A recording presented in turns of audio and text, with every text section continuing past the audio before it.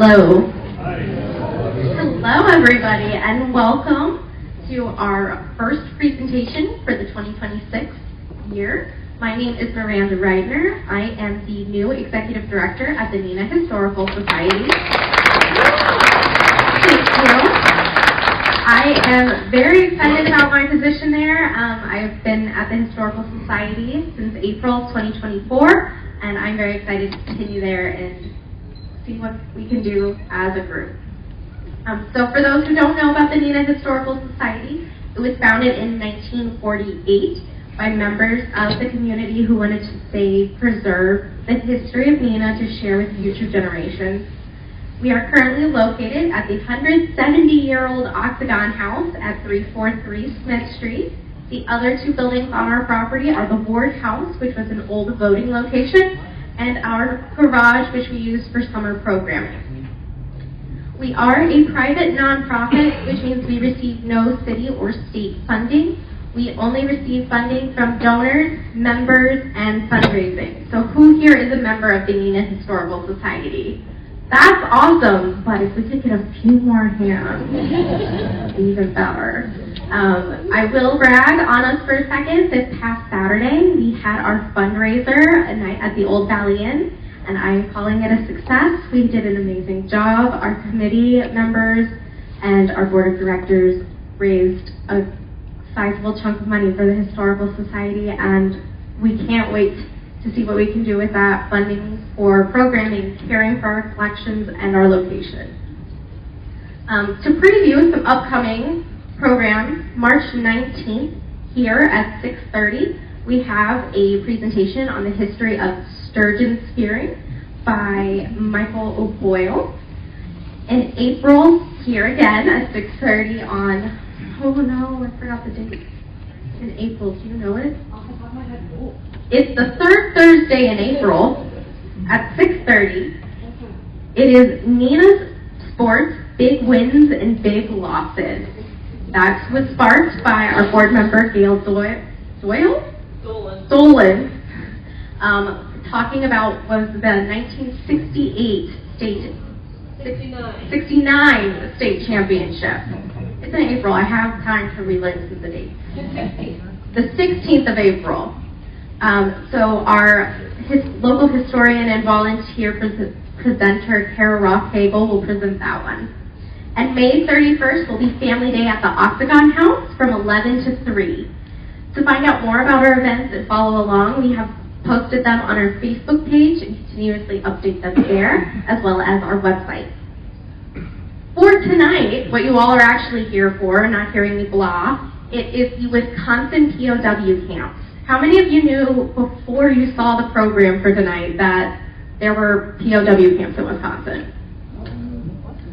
Okay, good amount. I did not know this until we were approached by Bob to have this presentation, and we were like, that sounds amazing. So, you're going to hear from Bob Block tonight. He is a member of the Oregon Area Historical Society. His background is in forensic science, but that has not changed his love of local history and sharing it with the public. So let's give it up for Bob.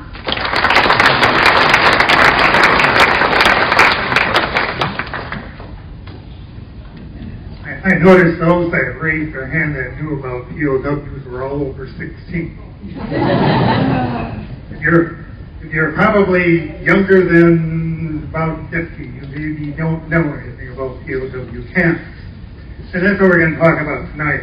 We're going to do just a little bit of self-promotion before we do that. I do a number of historical presentations, and I have a couple more that you might find interesting if you think you might let your library and historical society know. We can come back and look at those.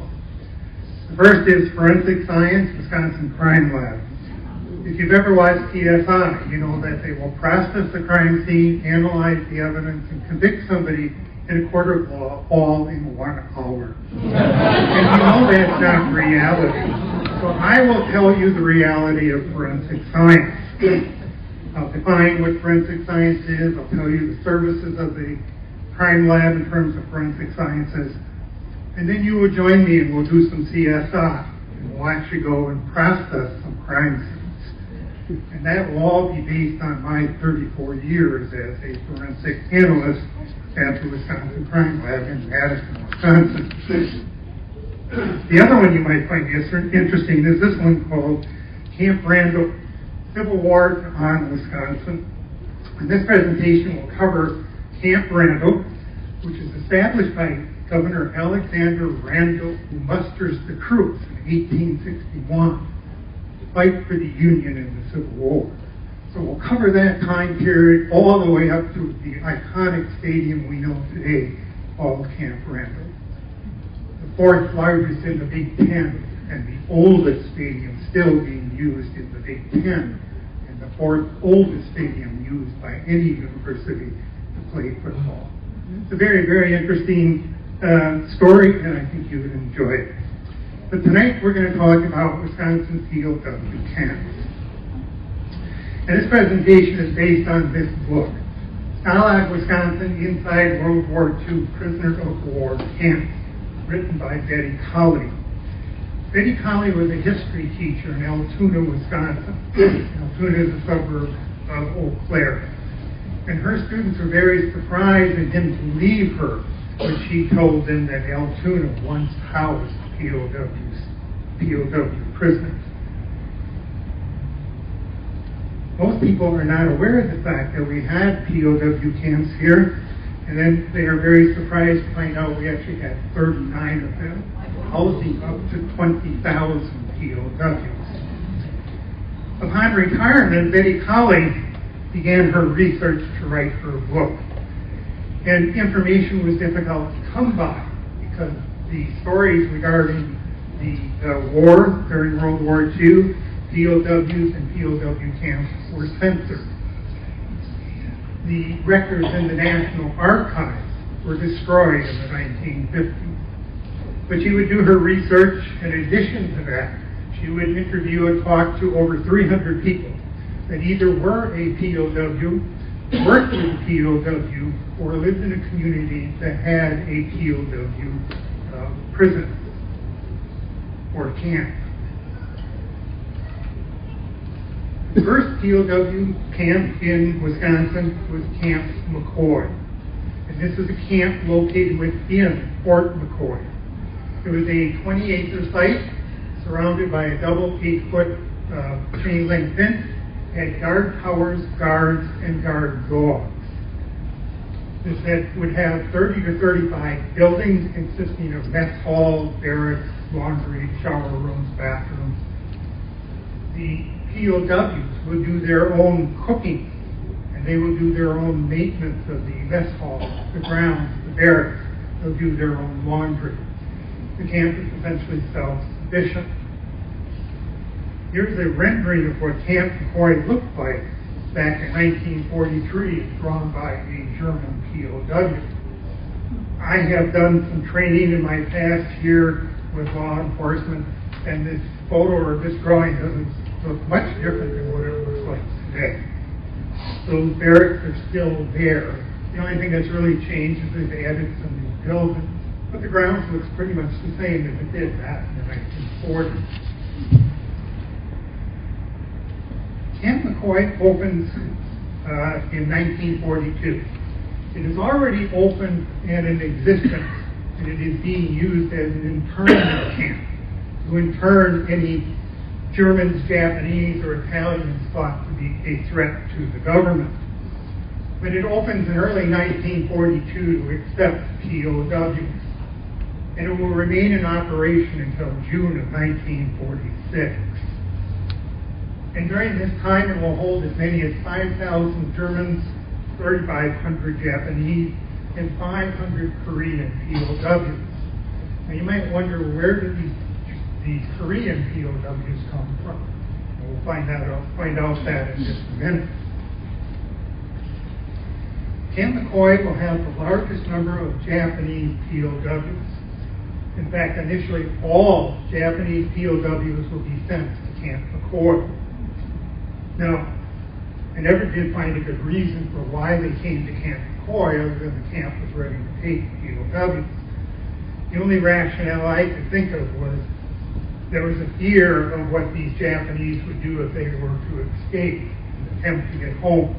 And so therefore they brought them as far to the north, to the center of the U.S. as they could, to make it very difficult for them to ever get to the east or west coast and attempt to escape. What they found was the POWs tended to be resistant and they were territorial. That is, the Germans stuck together as did the Japanese and did the Koreans, and they did not get along with each other. But even within nationalities, they will not get along. Nazis will not get along with the non-Nazis. The Nazis would be the party members. The non-Nazis would not be party members, but be conscripted into the military to fight the war. The Nazis will harass, intimidate, and even kill the non-Nazis. While the Navy and Army Japanese POWs are dedicated to the Emperor, they don't get along with each other. The Army will blame the Navy for not doing a sufficient job of blockading the island to prevent the Allied forces from attacking. And there will be more Navy POWs than Army, since the Navy will control the camps. Here come the Koreans.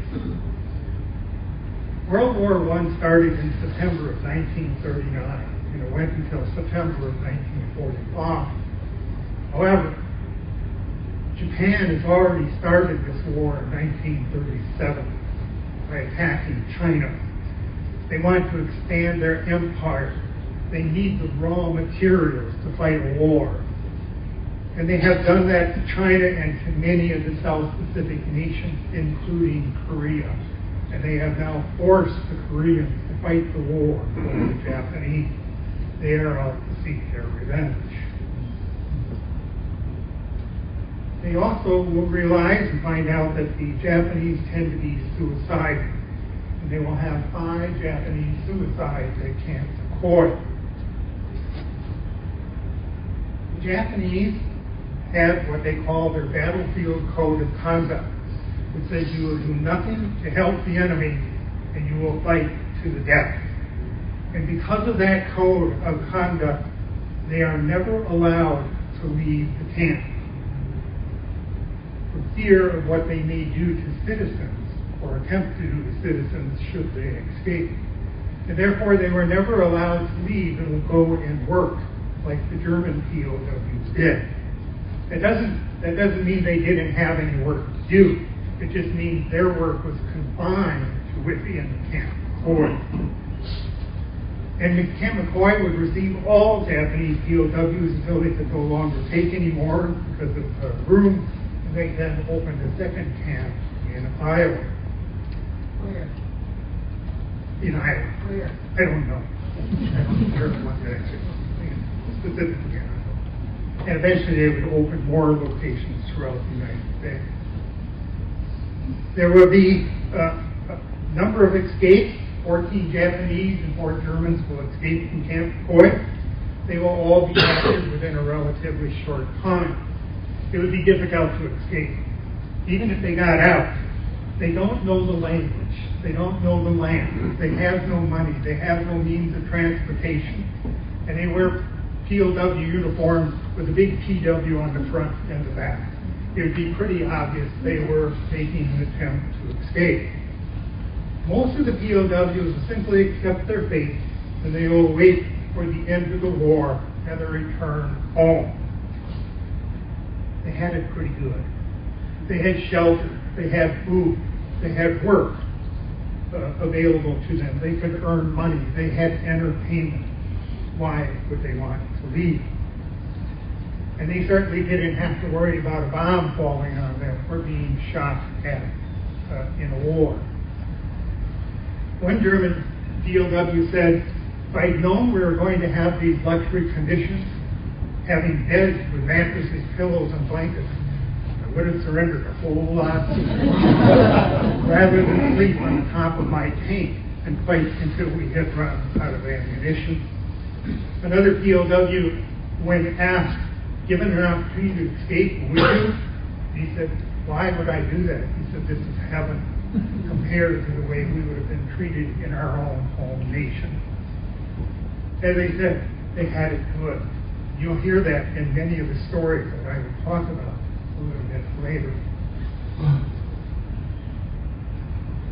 Well, these are the camp locations, ranch camps throughout Wisconsin, ranging from Antidote to Hortonville and Janesville to Wisconsin Rapids. Perhaps the closest one that you had to Neenah here was Camp Appleton. And I don't have a lot of information about that one in our stories tonight, but primarily most of these camps, the primary work would be harvesting and canning, and that is what they did in Camp Appleton. If we look at a map of Wisconsin, you can see how these camps were spread out throughout the state of Wisconsin. The earliest camps, 15 of these camps, will open in June of 1944. The last camp to open is Camp Ashland, which opened in August of 1945. The smallest of these camps, Camp Bayfield, with 125 POWs. The two largest camps would be Camp Billy Mitchell, that you know as Mitchell International Airfield, with 3,000 POWs, and Camp Sturgeon Bay, with 2,140 POWs. The two shortest run camps are Camp Jefferson and Camp Lake Keesis. They're only open for 1 month, from June to July of 1944. The two longest continuous running camps are Camp Hartford and Camp Rockfield, which are open for 12 and 18 consecutive months. We could use the POWs for labor, but we must follow the Geneva Convention and the 1929 Geneva Convention and the Red Cross Corps. We could use them for labor, but it could not be war-related. We could not force the POW officers to work. But if they did work, they had to be compensated. And they will be compensated at a rate of 80 cents a day in the form of camp script. And that script could only be used as a camp canteen. But in addition to this, they will receive 10 cents a day in gratuity pay.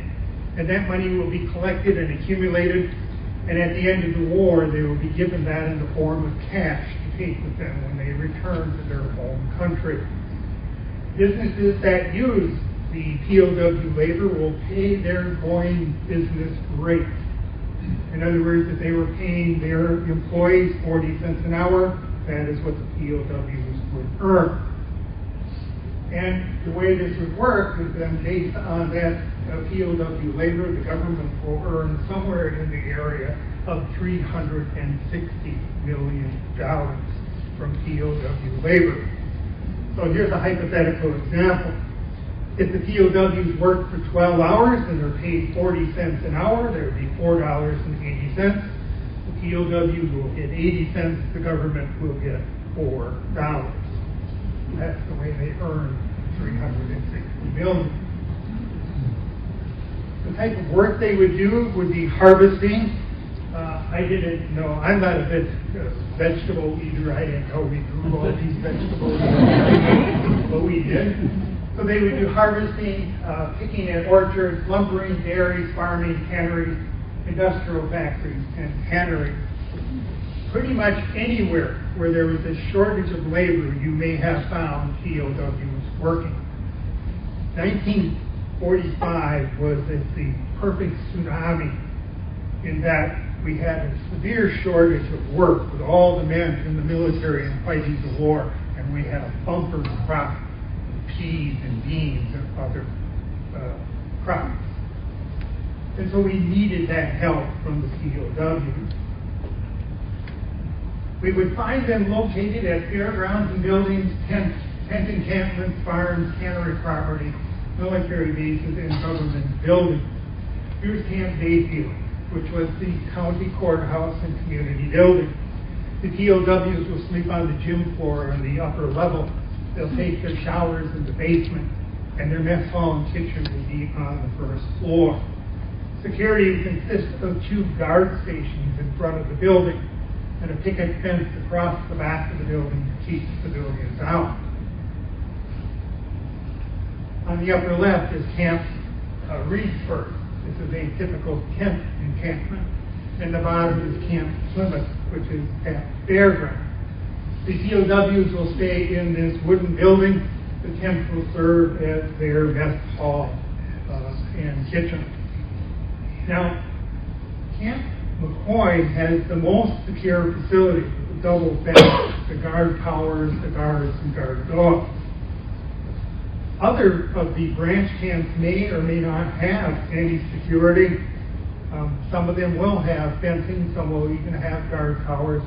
Camp Reedsburg had no fencing or security at all until the local editor of the paper wrote an editorial complaining about the lack of security at this camp. So the camp commander made sure he would make this camp secure, and he surrounded the grounds of the camp encampment with a picket fence. Now, the purpose of the picket fence was not to prevent POWs from escaping. The purpose of the picket fence was to keep the civilians out of the camp. Here's Camp Hartford. This was at the Sports Ballroom in Hartford, Wisconsin. And this is where the big bands would come. I'm going to go through this and I'll catch your questions at the end. And this is where the big bands would come, like Lawrence Ralph, Benny Goodman, and so forth.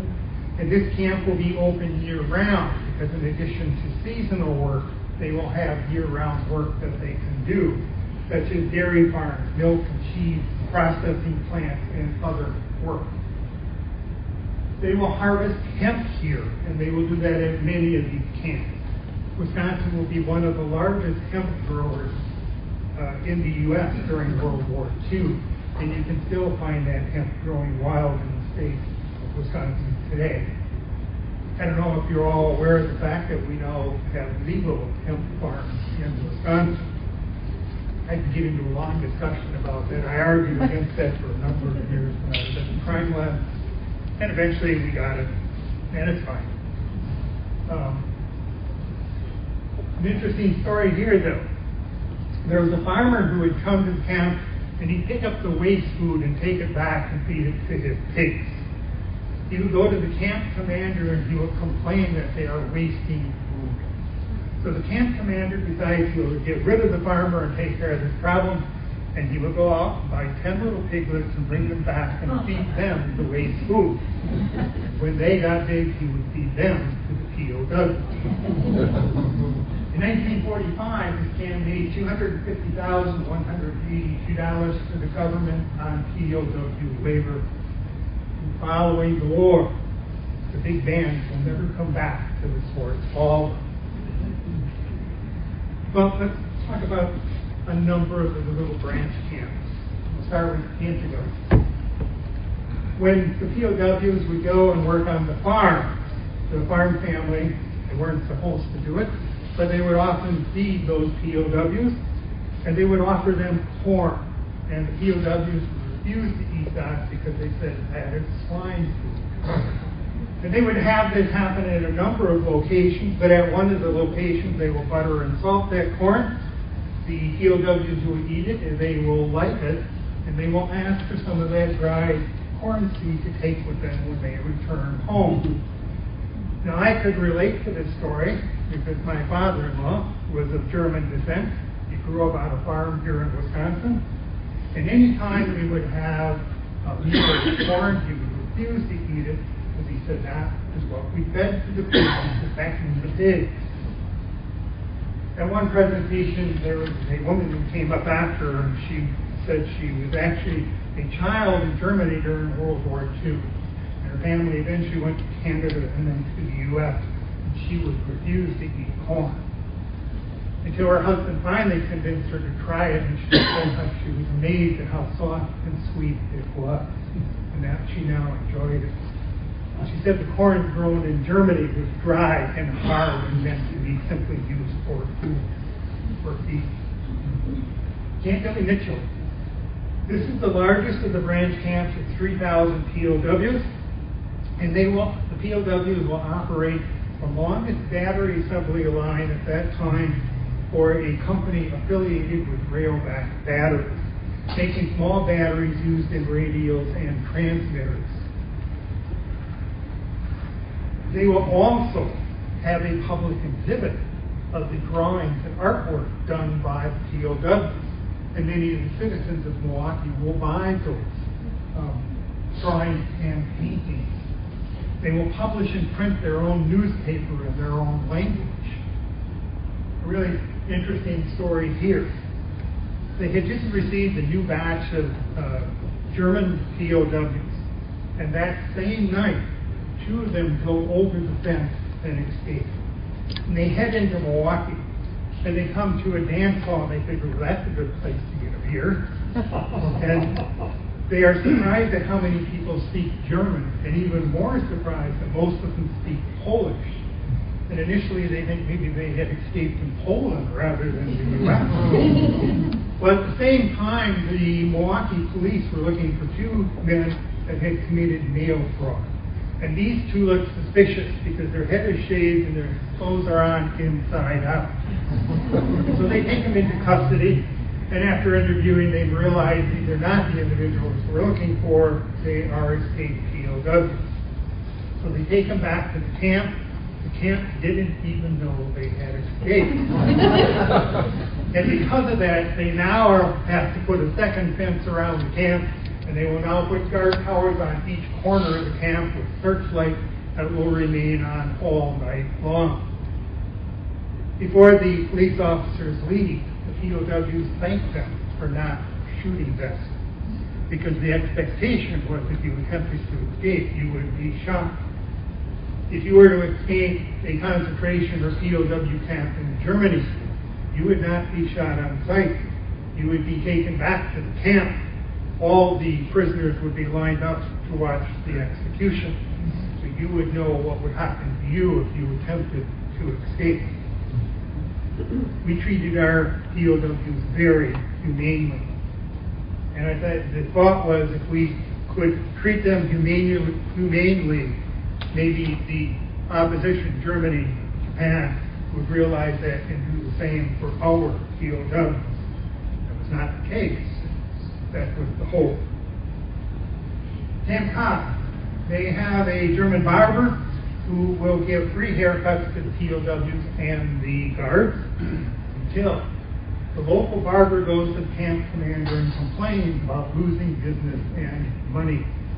So thereafter, the guards are no longer allowed to get free haircuts.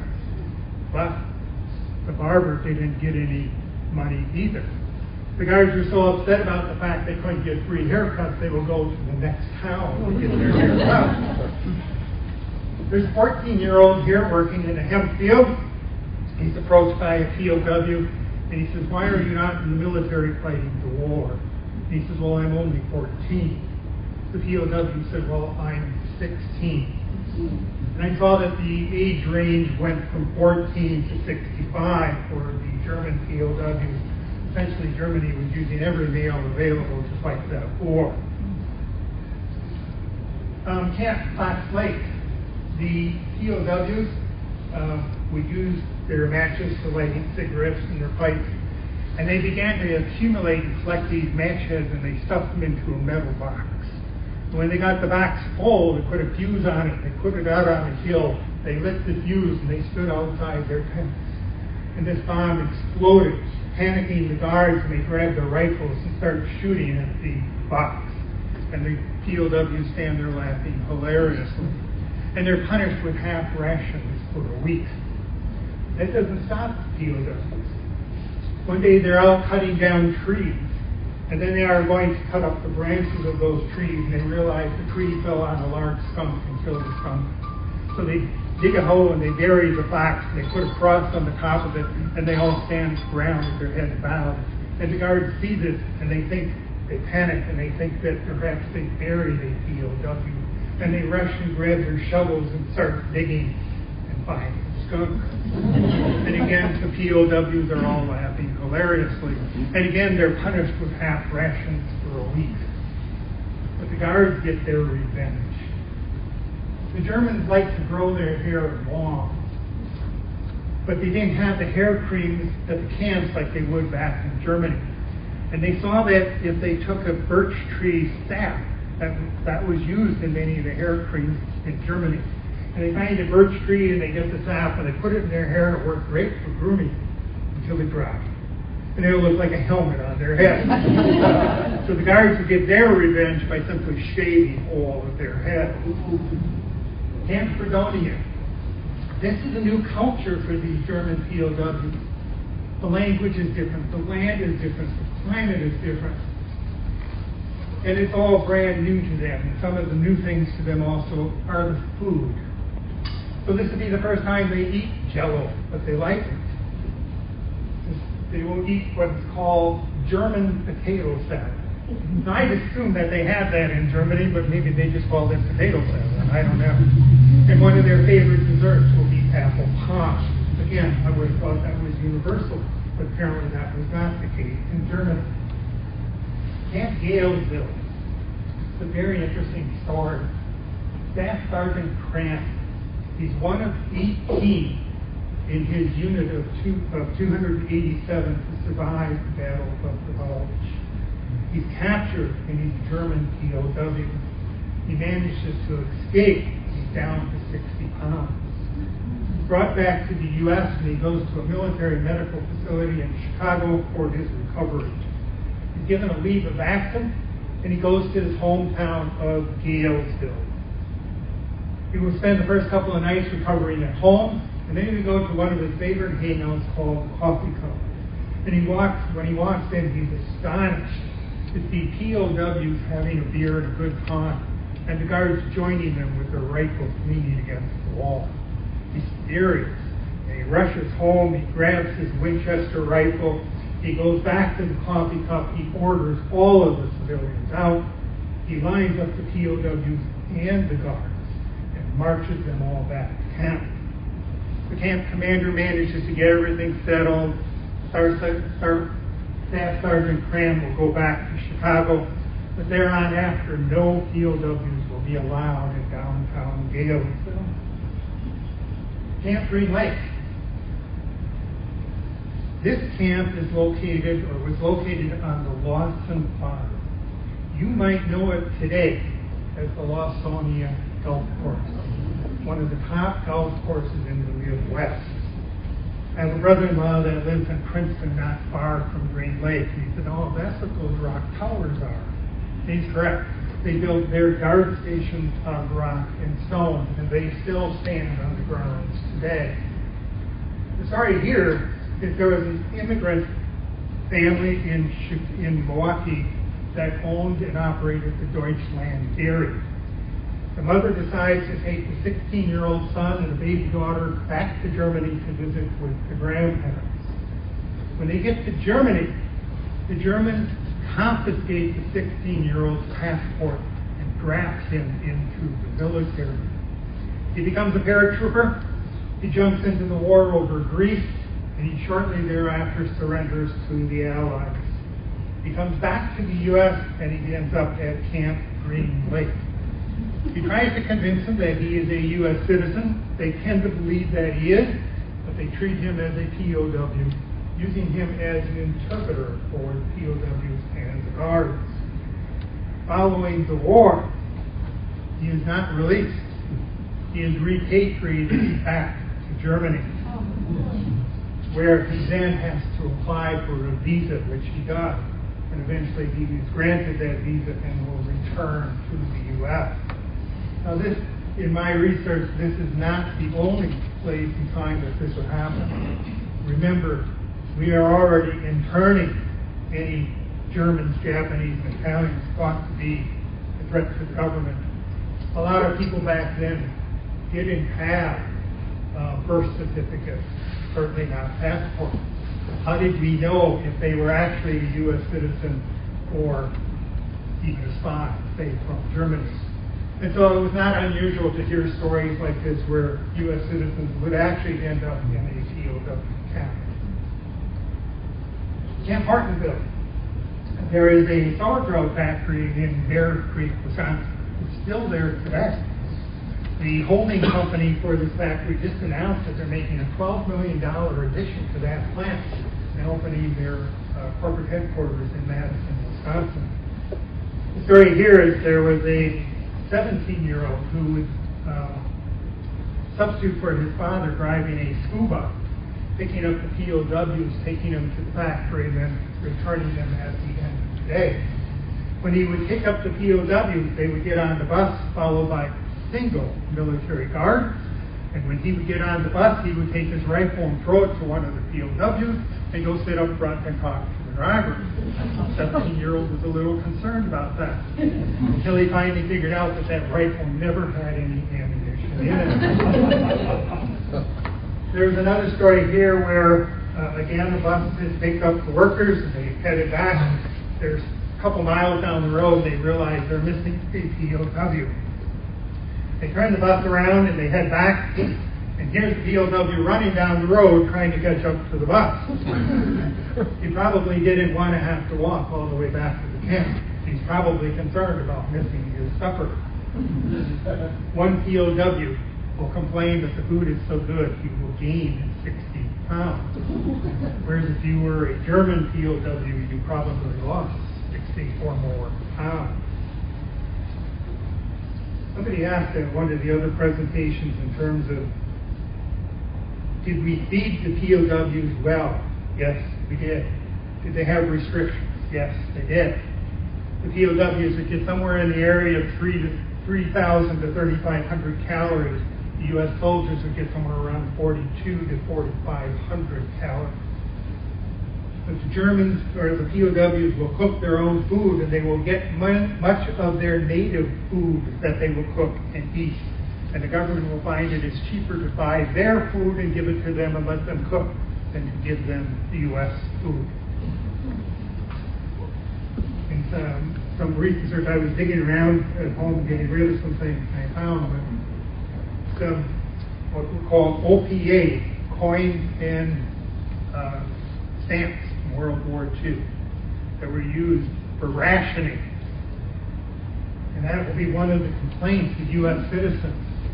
They have to ration. Supplies are short and sometimes difficult to get, but the POWs will always get to eat and have food available. And so that will create some hostility for these POWs. Camp Janesville. We were talking about these. You can see from these examples that the POWs wanted to escape. They certainly had opportunities to do so. But again, why would they? They were having a very comfortable lifestyle and not having to fight a war. Camp Janesville. One story here is a POW was taking some POWs to a job site. There's an accident, the truck rolls over. 9 of the POWs end up being hospitalized. No Americans are injured, and the only American involved is the driver of that truck.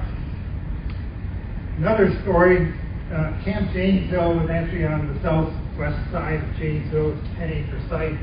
It had double picket fence around it. It even had a guard tower on each end of the camp. If the POWs worked at a farm and they were using a large number of POWs, the military would truck them there, drop them off, and they would stay and guard.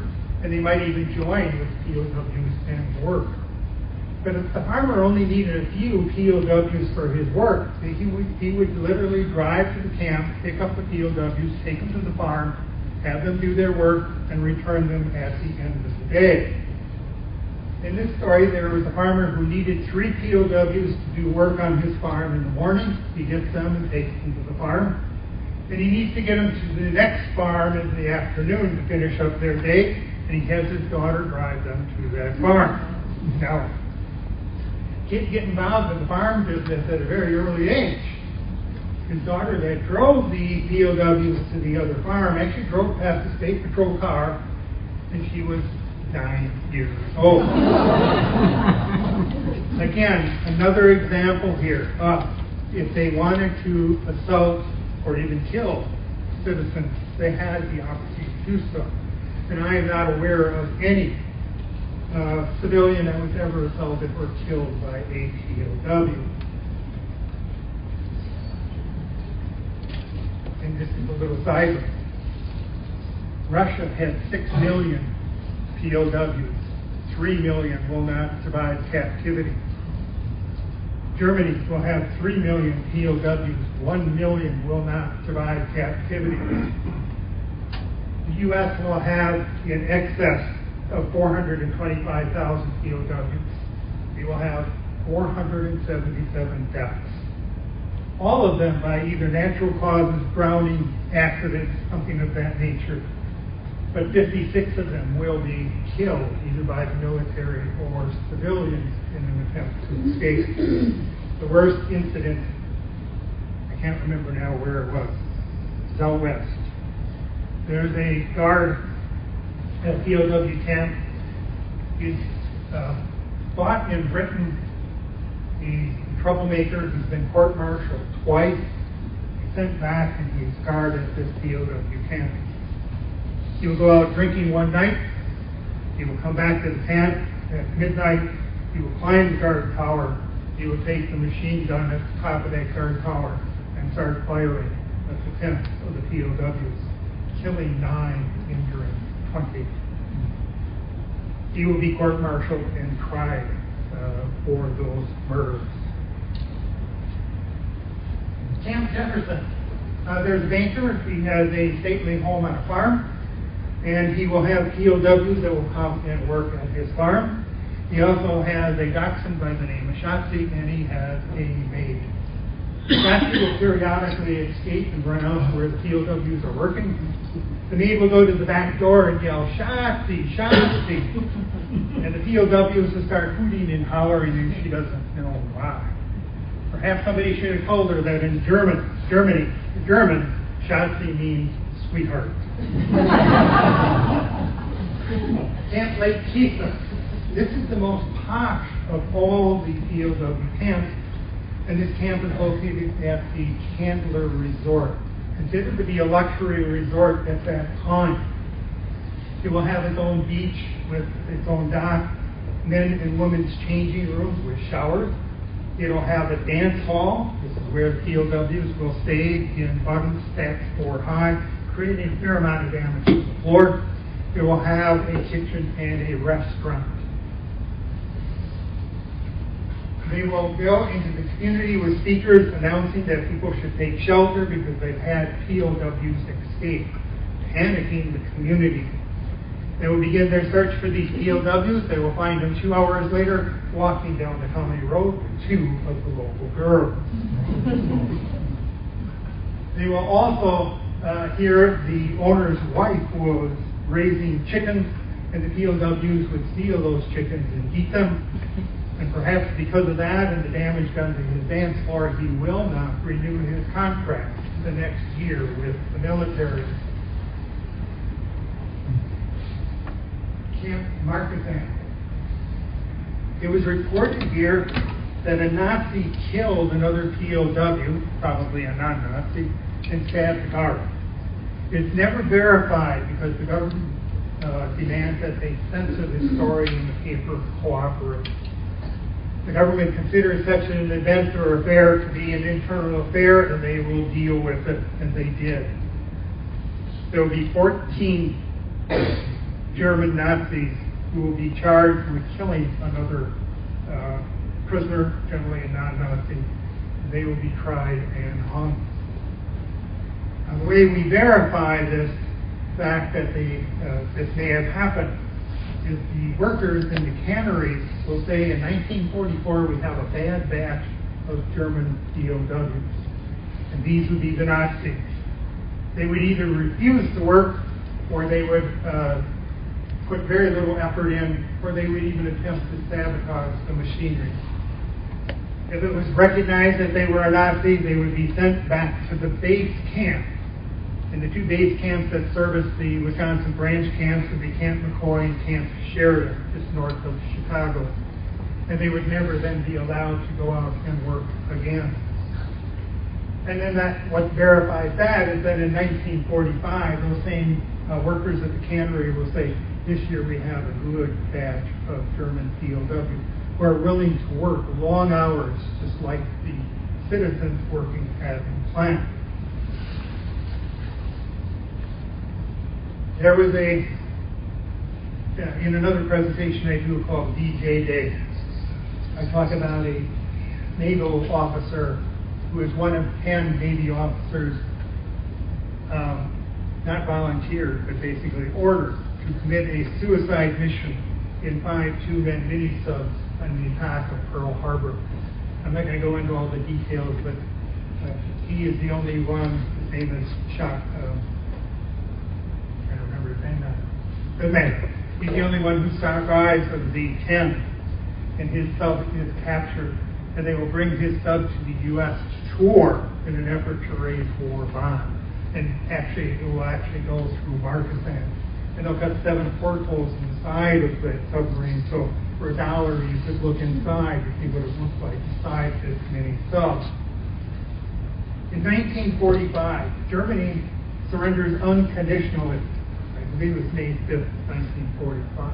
And it changes everything. Because now, the German POWs know the war is over, we're going home.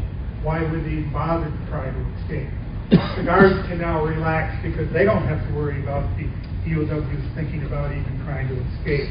And the whole attitude changes. And many of these POWs are simply allowed to be trustees. What that means, they're allowed to leave the camp and go to the local bars or go to the stores and shop and come back. They will say that Howell Street, which is the main street that runs in front of the airport in Milwaukee, on any given night, if you stop at any of the bars on Howell Street, you would often find German POWs there having a beer. Camp Sheboygan. When looking for a site, they decided to use the abandoned county asylum, which is thought to be haunted then and still today. But it was a nice facility. It was large, it had showers, it had kitchens, worked quite well. The biggest problem they will have here, again, keeping the teenage girls out. One of the things that they will observe, we've never seen before, the German African Corps that are captured, they're young, they're good looking, they're tanned, and they're wearing shorts. The women are just fascinating. Because this is the first time any of them will ever see men wearing shorts. And I got to thinking about that. My father was born in 1918, so obviously he lived through this. I don't remember as a kid ever seeing my dad wearing shorts. And maybe if you remember back to your days when your parents were around during that time, you maybe never saw them wearing shorts either. So this is a new fashion style for the women in the U.S. Interesting story here. There's a 13-year-old. He looks out the window and he sees 2 men, strange men, walking up the driveway with long coats. He has no idea who they are. There's a knock on the door. His dad goes and answers the door, and it's 2 POWs. One of them is his brother. His parents had immigrated. His brother was still fighting for Germany. They have a conversation. It's all in German. He doesn't understand it. But now he looks out the window and he sees a guard from the camp and 2 MPs coming up the driveway. His father tells the mother to take the POWs down to the basement. There's a knock on the door. Dad opens the door and the guard says, "Have you seen 2 POWs?" He said, No, I haven't seen them. Anyone? And he said, "Well, you?" He said, "Well, they were given permission to come and see you." So he sends his wife down to bring them up from the basement, and they return to the camp with guards. Surgeon's Bay. This is the second largest of the branch camps with 2,140 POWs. It's actually 7 locations. The largest of the 7 is at the fairgrounds in Sturgeon Bay. The other 6 are at orchards around Door County. The POWs will either stay in tent encampments or wooden sheds or buildings, barracks, that normally would be occupied by immigrants brought in to do the picking. And I was surprised that many of these were Jamaicans that they would bring in to do the picking. But because of the time and the shortage, we needed the help of the POWs. And it is said that the POWs saved the 1945 Door County cherry crop, the combination of these 7 sites will pick 508,020 pails of cherry, earning the government $101,604. Camp POWs. We have a prison here, but we also have a POW camp. And I call this one the most scandalous of the story. Although maybe there's another one that's pretty scandalous at Camp Fond du Lac. A U.S. woman becomes pregnant via a POW. And that's the only one where I saw it actually documented, and I'm sure it happened in many locations around the United States, but it was the only one that was actually documented. People ask me, were the women then allowed to marry the POW? The answer is no, they're not. After the war, if they came back via visa, they could get married. At Camp Rockfield, it was kind of interesting in that they allowed proxy marriages. That is, they could use a proxy for the woman in Germany, and they would use a proxy in the U.S. to be married to a POW. Again, it would be a German marrying a German. But here, there is a German interpreter, and he is exchanging notes with an American woman who lives adjacent to the camp, and her husband is on active duty and overseas fighting the war. The exchange of notes escalates into nightly visits, raising the concern of the neighbors. They think it's a guard visiting the woman, and so they report it to the police. The police investigate and realize quite quickly that this is not a guard, but it is a POW. He's then sent back to the base camp, Camp Sheridan, and he will receive the most severe penalty they can give a POW at that time. 14 months of bread and water, followed by 16 months of hard labor. And the American woman will plead guilty to adultery and be sentenced to 1 year of probation. Well, obviously times have changed since the 1940s. I want to kind of get here to the end and just switch a little bit here and tell you a little bit about the largest, most famous German Stalag, or German POW camp. This is held LIPOWs. It is the only Stalag to never have an escape. Many of you have probably seen the history of this Stalag on TV. It was known as Stalag 13. You probably know it as Main characters were Colonel Flink, Sergeant Schultz, American Colonel Hogan, Frenchman Corporal LeBeau, American Sergeant Kinchlow, and Sergeant Carter, and British Corporal Newkirk. The show ran from 1965 to 1971, filming 168 episodes. The only two to appear in every episode would be Colonel Flink and Colonel Hogan. If you watch the show, there were 4 men that played the role of the German officers: Colonel Flink, Sergeant Schultz, General Burkhalter, and Major Hochstetter. All 4 of these men were Jewish. 3 of those men, Flink, Schultz, and Burkhalter, all escaped Nazi Germany.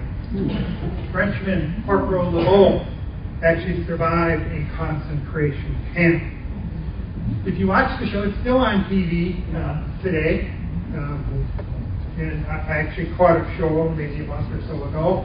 And if you did, you will often see General Burkhalter arriving or departing the camp in a vehicle like this.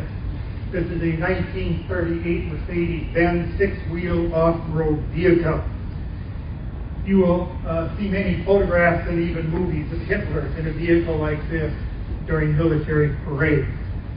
There were only ever 57 of these manufactured from 1931 to 1939, and only 3 will survive the war. This was one of those vehicles. Well, we talked about the conditions that these POWs had: food, shelter, work. They could make money, and they had entertainment. At some of these camps, the YMCA would donate instruments, musical instruments, and they'd have a band or an orchestra, or they may have a choir, and they will perform for the POWs and the guards, and the community will come and sit outside that camp and listen to these performances. Or the community might go and stand outside this fence watching these Germans playing this odd, strange game they've never seen before, called soccer. Well, many of them would have loved to have stayed. They liked the culture, they liked the weather, they liked the land, they liked the people.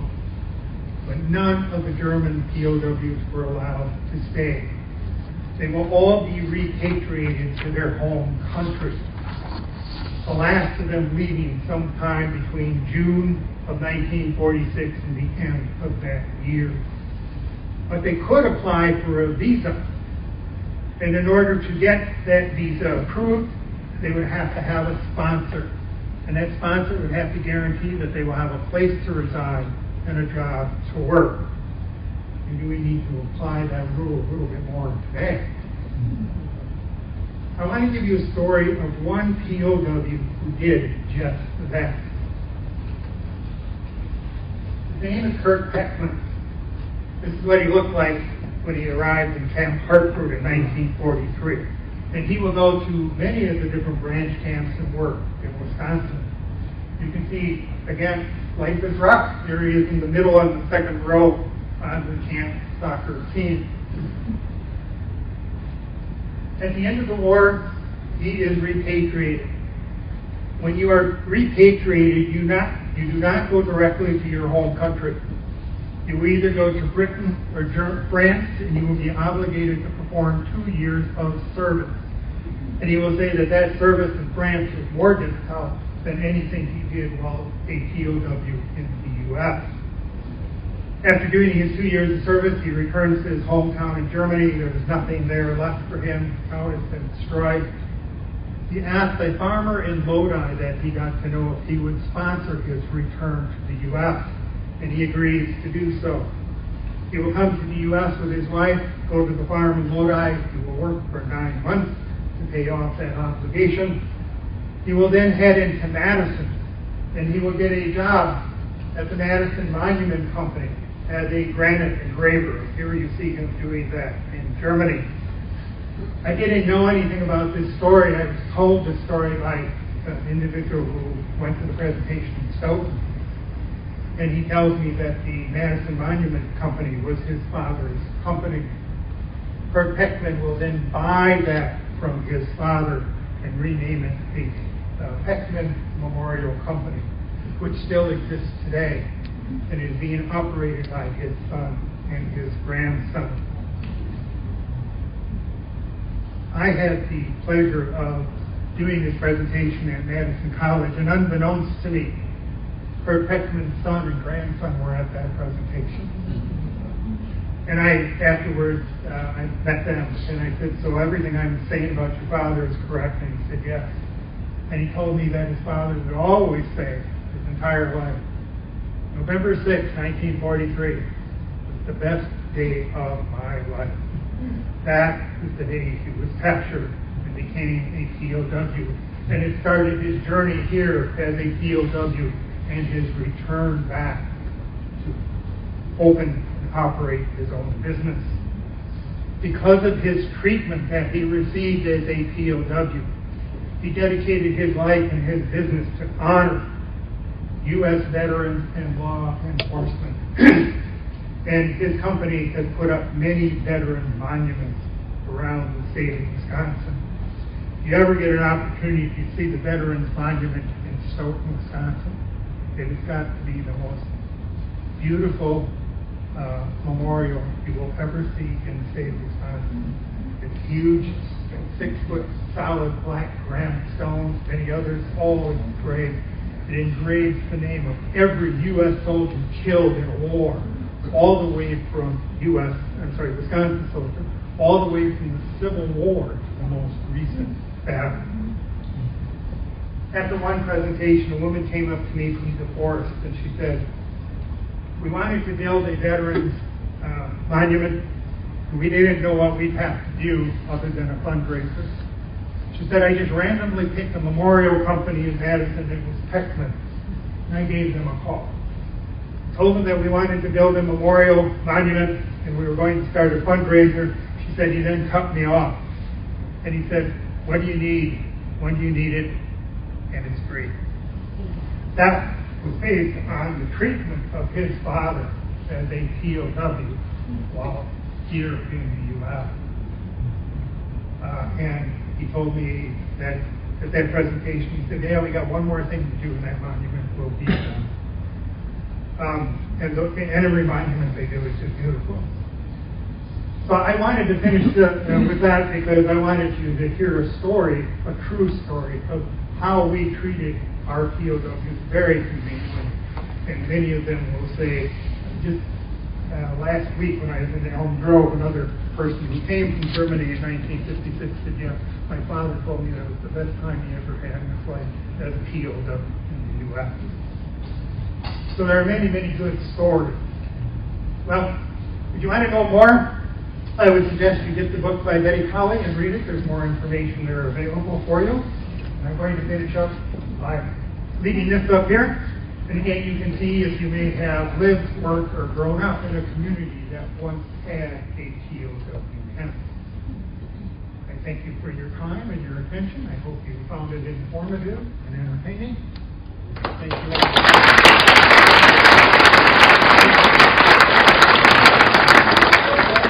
information again, you went 5 2 steps. I want to take this down to that.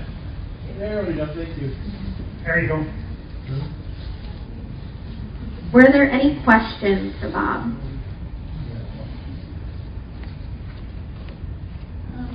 What did they do with people, American people, that they thought were spies or, aiding Germany? Yeah, anybody thought to be a threat would have been put into an internment camp, and they may have had an opportunity to try and prove that they weren't, but otherwise they would have been held there for the duration of the war. We are probably most familiar with the internment of the Japanese during World War II, in which 120,000 Japanese entire families were interned for the duration of the war, even though 2/3 of them were U.S. citizens. Yeah, any other questions? I was just wondering if you have any knowledge, like how were they, as a POW, escorted over here? Without, Yes. how could that have happened without anything happening? In the longer presentation, I cover those kind of things, but the way the POWs came here was we would send our ships over with our soldiers and our supplies. We'd bring back the injured and the POWs. And they'd either be isolated to lower storage. In some cases, they'd actually have a fence around the deck or something like that, and POWs would be there. But they came back by ship. Prior to 1942, Britain was taking all POWs from the European front. They ran out of room. So in 1942, the U.S. agreed to take all POWs, regardless of where they came from, whether it was Europe, Russia, Africa, Japan. And so that's how we ended up with 425,000 POWs. And then us, maybe, or, like once they get to a dock or something, then they... Well, yeah, they'd be put in, if there was a location right there, they'd be trucked. But if it's a long location, they'd be put on a train and shipped cross country by a train. Yeah. Anything else? One question that I would often get asked, were the POWs brought to Wisconsin because we had such a large German descent population? And the answer to that is no. They were simply brought here because we had work for them to do. Yeah. Okay, my question is, my grandfather owned the property that the Hortonville site, and so my question is, how were the landowners compensated? Sorry. Well, How are the landowners compensated for their property use? Well, if it was done on his farm, he maybe was compensated by allowing to have the POW labor at no cost to him. That might have been a trade-off. All the POW people went and picked cabbage. Okay, And he sure. didn't have any cabbage in Sure. Now remember, some of these camps were located on farms. Many of them were located right on the grounds next to the cannery, and they just walked right to the cannery from the camp. And like I said, I don't know what the actual compensation was. My guess is they didn't use eminent domain or anything like that. They probably asked the farmer for his approval, and then was compensated, like I said, in the fact that they didn't get charged for that POW waiver. Anything else? You mentioned the individuals on the camp, that they would do something wrong, their punishment would be half rations for a week. What about the two that escaped? Well, Do you know what their... I don't know what their punishment was. I didn't hear any stories of things, say, like people being put into solitary confinement or anything like that. They're probably given either some restrictions. The most common punishment would be half rations or just bread and water for a certain amount of period of time.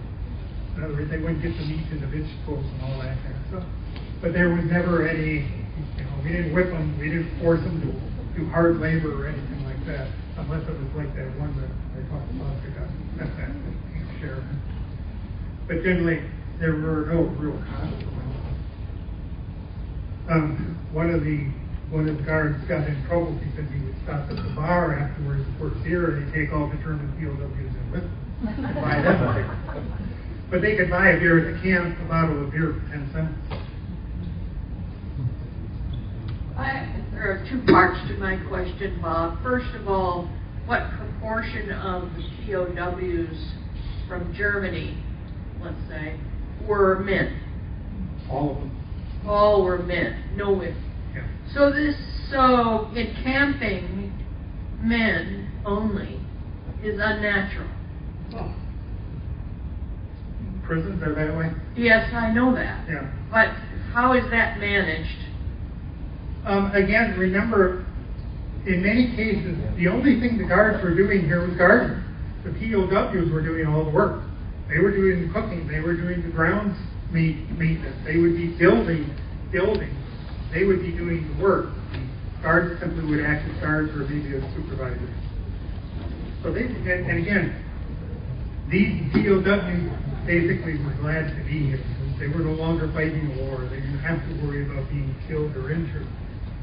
Many of them thought this was a good time or a good period of their life, being a POW in the U.S. Being segregated away from women is not natural. No, it's not.